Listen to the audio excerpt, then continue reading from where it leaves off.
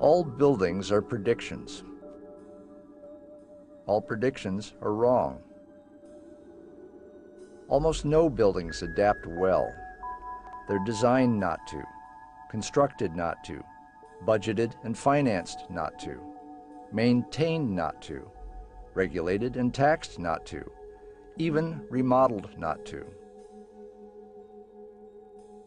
But all buildings, except monuments, adapt anyway, because the usages in and around them are changing constantly.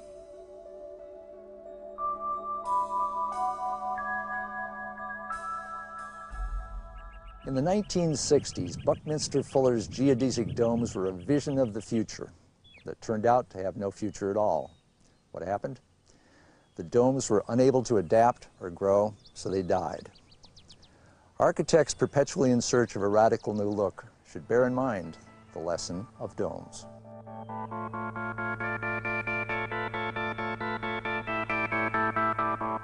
It was a time when anything was possible. I mean, in the 60s, it was maybe a brief interlude in human history when, in this country, and especially in California, when you could afford to indulge fantasies. And these guys that built this dome were, for some reason, they would get stoned and go to the Who concerts, and something about the Who concerts, I think one of them had a revelation, maybe on acid at a Who concert, that he was designated to build a crystal dome in Bolinas, and so for some reason or other that's what they did. But you know, building is not really something that you want to do when you're stoned. Because of the shape, it's hard to fit furniture in against a curved wall. It's hard to subdivide it. It's very difficult to add on to it. When you have a rectangular building, you've got a wall like this, and if you want to add on to it, you just put a roof off it and another wall. But with a dome, you've got all these different facets which you have to tie into.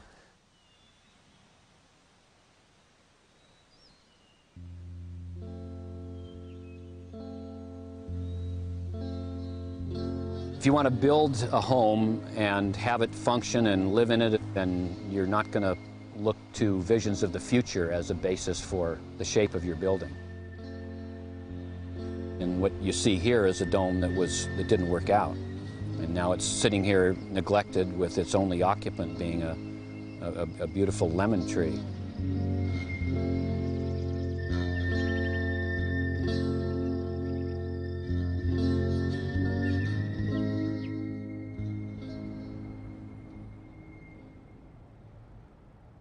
The opposite of a dome in every respect is the rectangular Victorian townhouse. Right angles, flat walls, and simple pitched roofs have made them easy to adapt and maintain, and hence long-lasting. Here in San Francisco, there's 17,000 of these Victorian houses. They're built before the turn of the century, narrow little lots. They've become famous as San Francisco's painted ladies. Well, the reason they survived so well and became so loved is because they adapt well. On each floor, there are 3 to 6 rooms, so the houses are easy to divide into 2 or 3 flats, 1 per floor. The rooms are modest in size and unspecified in function. Each is lit and ventilated with its own windows, each has access to the corridor, and each is capable of opening into adjoining rooms. These houses offer boundless flexibility. Through the years, people have had to treat this as a rooming house during the war, and it was able to accommodate a lot more than one family. We suspect that the dining room, for instance, which is now a formal dining room with pocket doors, we think that that was probably a bedroom, because we found plugs all along the wall as if there had been beds set up down there, which is quite bizarre for a dining room. But I think it worked during the war years when there were probably a lot of people living here.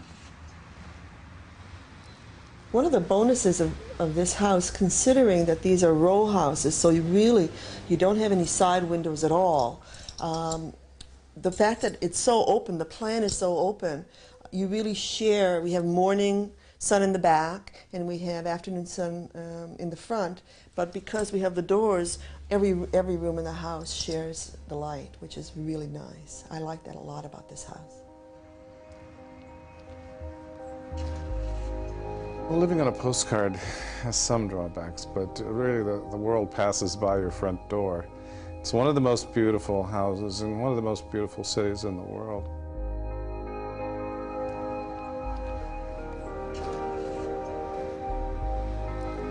The buildings that come to be loved are the ones that work well, that suit the people in them, and show their age and history. All it takes is keeping everything that works, most everything that is enjoyed, much of what doesn't get in the way, and letting the rest go, or helping it evolve towards something that does work. And that goes best when the building is owned by at least some of the people in it and maintained by them, not by remote antagonists. What makes a building learn is physical involvement by the people inside.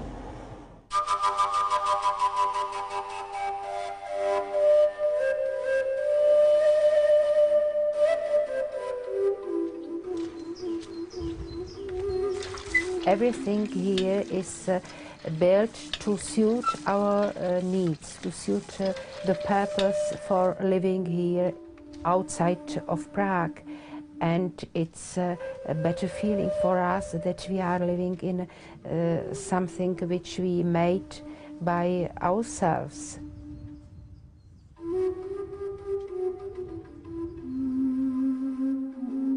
Here in the Czech Republic, there's a long tradition of people escaping mass city housing projects to build their own weekend houses in the countryside. During the communist period, building your own home was one of the rare freedoms offered to the majority of the Czech people. It's an opportunity they seized and treasured. They still do.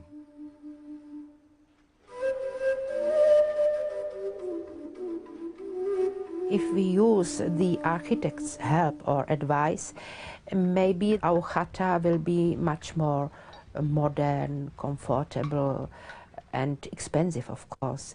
But we made it by ourselves, with our feeling, with our, I can say it, with our heart.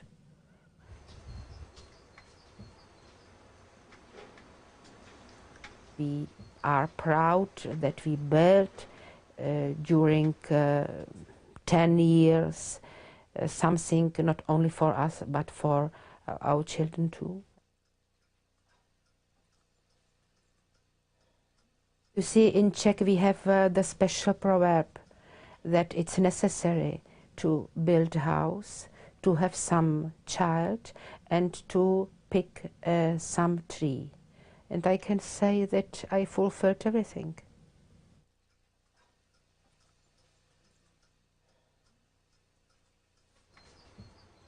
It would be nice if developers and architects would build tiny starter homes that can be added on to later and don't cost a lot. It doesn't happen because the profit margin is too small for the architect, and developers worry about encouraging grassroots autonomy and change. That's too bad, because a few experiments have shown there's great demand for small, adaptable houses.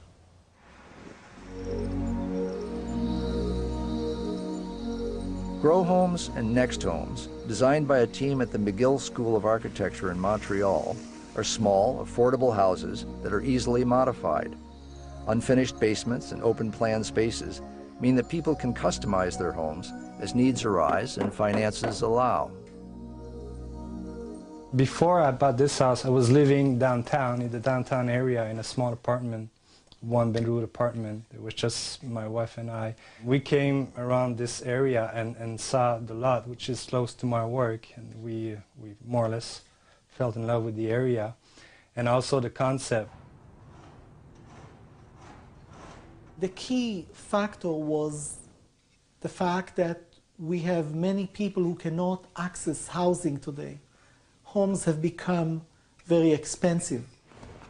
We wanted to design homes that can be afforded by many people. The other reason was the fact that we have many family types for which the traditional homes that are offered today in the market do not respond. We therefore need to create and invent housing types that are easily adaptable, flexible, and most of all, affordable.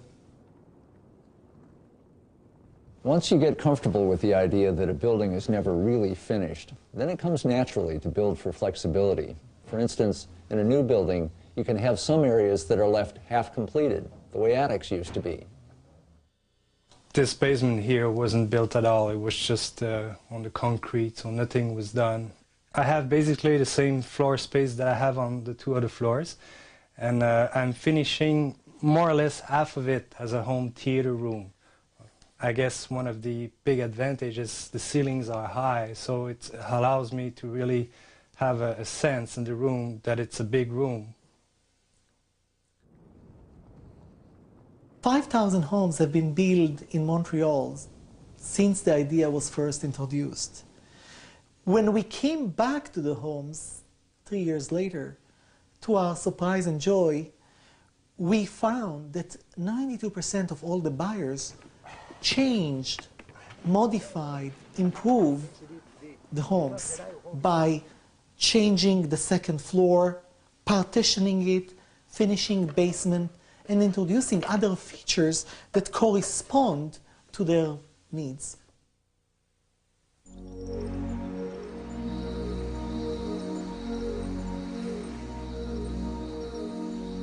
Most buildings that are designed by architects to look radical wind up pretty conservative as life levels them out. A better approach is to start conservative and sensible, and then let the building gradually become radical by being responsive to its unique life. Freed of fashion, a building can become honestly interesting in its own terms.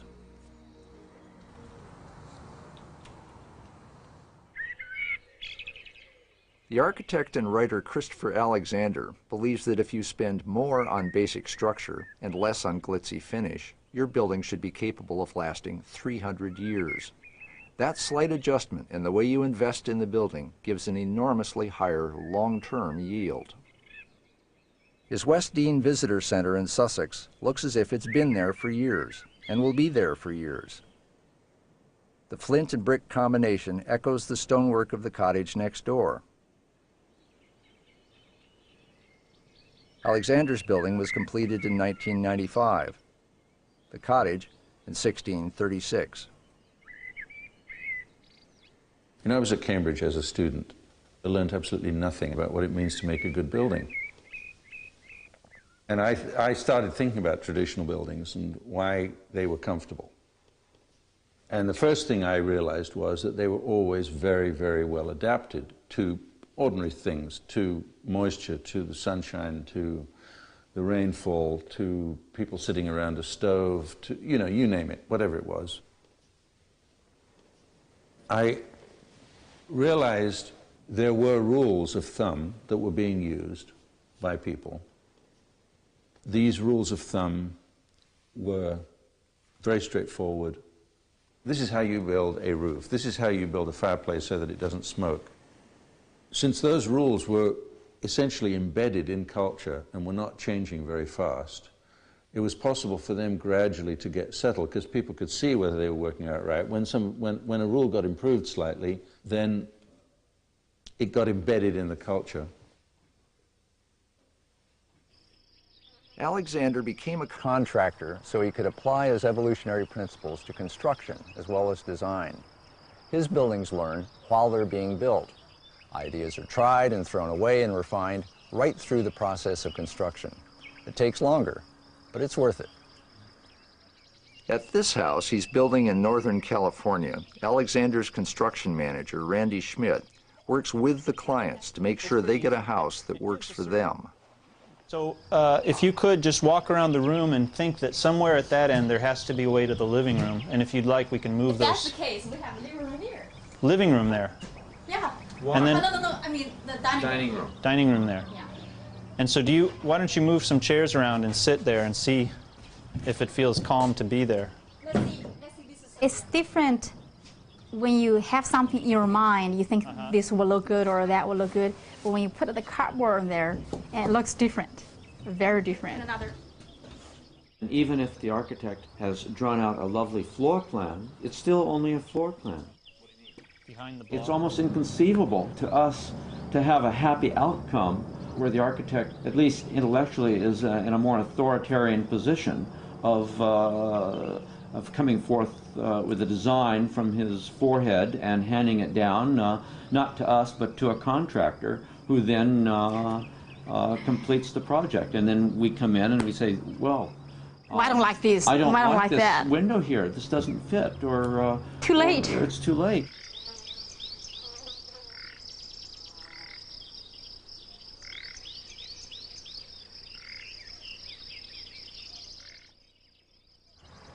If a building is allowed to fail small, early, and often, and be corrected, the building as a whole can succeed, long and large. To make a building really fit your life, you have to be there for the daily fine-tuning. Living at the construction site, for instance, is a time-honored vernacular practice. That kind of physical interaction with a building turns occupants into active learners and shapers, rather than passive victims.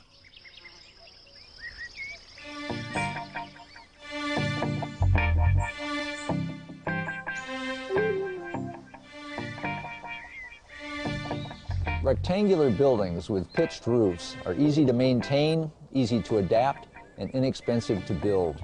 Architects groan with boredom at the thought. But that's tough. If you start boxy and simple, you can let complications develop with time in response to real use. Self-builders know this.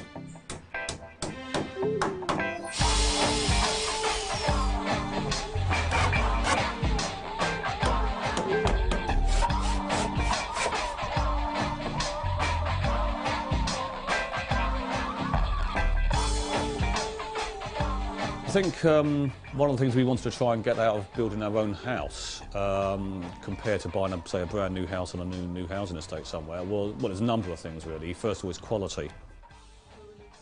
We started off with an architect, and he did some designs for us, and we weren't very happy with it at all. At one stage we had to suggest to him where to put the layout of the rooms, etc. And like a lot of architects, he didn't listen to what we really wanted out of the house. And so after we'd done initial designs, we parted company. And more or less designed the rest of it ourselves. The external shape and design of the house is fairly conventional, and that's partly because of planning regulations. It has to blend in with the other houses down around this neighbourhood. Another one of our concerns was for long-term maintenance. I mean, I'm particularly concerned that I don't have to keep on going up onto the roof every 3 or 4 years to do repair work. So one of the things that we have tried to incorporate into not only the design but the kinds of materials that we've used are ones that are going to last and are relatively maintenance-free. Building a house is one of the biggest projects that you can ever do, and it's certainly something that I'm glad that I've been through. I think, unfortunately, some people then get a bug for it and may want to then go and build other houses, which shows that they must be completely mad. But in the end, I think we're going to end up with, well, a house that we're going to really enjoy living in because we'll have put so much into it.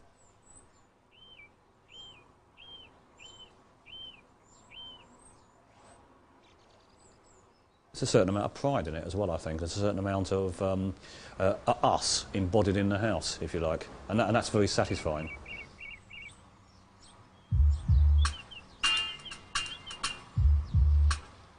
In the 1930s, an architect named Walter Siegel pioneered a low-cost system of timber frame building. Anyone who could pick up a hammer could build their own home. These days, the Siegel method is still being used to make affordable, flexible houses. People get to build a house that suits them, rather than fitting into someone else's idea of social housing. This is my house, and I've put about 5,000 hours into this so far, so I'm really pleased with what's going to happen. And the great thing about this is just the open plan of the space, and the fact that going to have lots of light here, both from the side and coming in, and I'm going to have my own wooden floor, which I am going to lay, and it's going to have the grains, and I've been told exactly how to lay the floor, and that it's got to be like the light, because the light's coming in the southern direction, all the wooden floor strips are going to be laid out here, and in fact I'm getting a bit excited about it because I'm going to go and buy the floor today. With most social housing, people get, you know, the standard things, so they've got the standard white kitchen, but here you can have an influence over the design. Because the beams hold all the weight, it then means you can put windows into the spaces. And so over there, I put my own window in, me, a person who's never built before. Also, another thing about this is that I know during the winter, when I come during the winter, I'm going to put a wood-burning stove here, and I'm going to be able to sit down like, a bit like an old grandfather. I might have my nice rocking chair here and just sit there, see the wood burning and look at my lovely floor and be a very happy man. Fusions Jamin is a black-led housing cooperative that was set up by a group of young people who were being made homeless. Through the Siegel Trust, they were able to exchange life in a high-rise council block for a share in a healthy community of detached houses with gardens. Why I chose to self-build was maybe part of my Nigerian heritage, but there's a really strong thing. My grandmother, she built her own house. My mother in Nigeria, she built her own house. And also there's a whole thing about a community. So I knew that, you know, I had the enthusiasm and I've been trying to get these schemes going, and I wanted to do it with a group of people, particularly like knowing that having worked on council estates and seeing children being brought up on tower blocks, I don't think that's the right thing. You can't move everybody out, but giving people an opportunity. And it's really important that they are contributing as well to a scheme. So that's why I wanted to get involved with it. The other thing was just to be able to really know that you can actually do things. I mean, we've chosen a simple method, but I had a bit of a problem putting up a couple of shelves before. I remember renting out one place and this shelf fell down after about 8 months, you know, and that was like the first DIY I did. But with the right supervision, we've actually built excellent houses, and I mean, you can see them, they're actually great houses. Every time, like, friends have come up and seen it, they've always been shocked at the quality of the houses. We were the ones who built the walls, and we made sure the houses were straight. So where there's been a few mistakes, you can be damn sure that if a self-builder is going to live in that house, they've made sure that the roof was sorted. So the houses are of high quality, you know, when they're finished. And it's a simple reason is because we're going to live there, and we've been building it, so we're going to make sure it works. Self-builders know their buildings inside and out, literally, but even they can lose track of exactly what is where in the guts of a building. Anyone who buries services in walls should follow the practice of design builder John Abrams.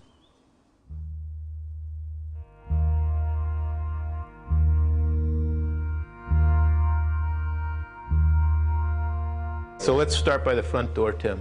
All right. Okay. Back shot.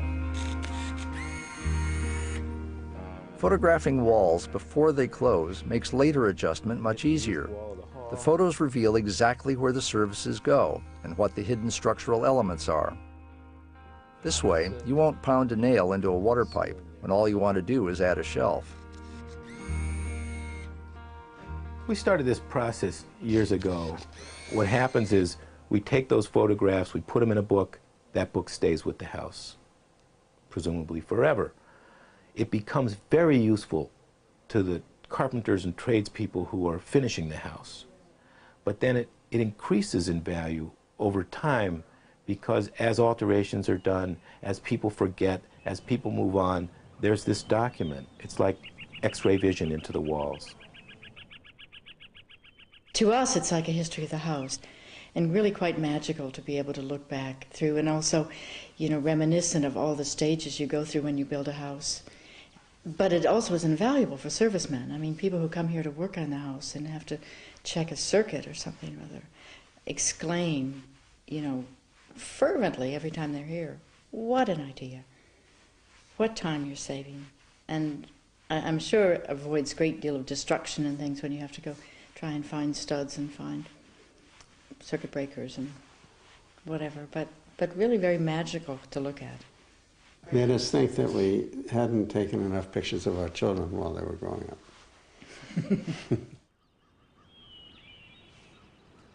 Most architects and builders want nothing to do with the building or its inhabitants once the construction is done. Abrams sticks around and takes care of problems that show up after his building is completed. He develops a devoted clientele that way. Come in. How you doing? This business has always been about people. We have devoted ourselves to forming very close alliances with our clients that go on over time. And that's what this whole thing's about. It's about people. We want to maintain our connection to the buildings themselves and see those buildings endure. It's one of the most important places that we learn from. We see what happens to our buildings. Many have no connection to their past buildings, so they don't learn from them. These are the best teachers we have, these buildings, how they work. Because he's such a friendly fellow, it becomes a trusted friendship. So if anything goes wrong, we can just say, John, we got a little problem, and out he sends someone to fix it. He always stands by what he's not building houses just for speculation. He's building houses to last for a really long time. I can't imagine being as happy with a house, but it's a lot of little things and it's a lot of very big things as well. The big is certainly the sense of place and the sense of rightness in terms of the land, I think, as much as anything.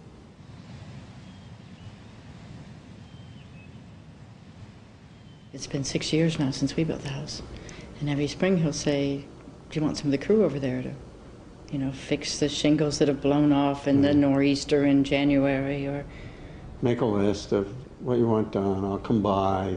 So his investment in the house, it just sort of goes on. And it's really quite astounding. I've never heard of anything like it.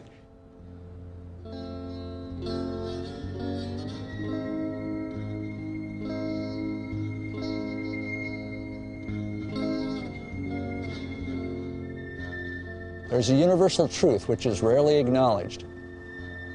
Buildings keep on growing. All grow in size, some grow in refinement. For better or worse, all of them keep changing. Finally completing a new building seems like such a glorious culmination, but it's an illusion. A building is not something you finish. A building is something you start.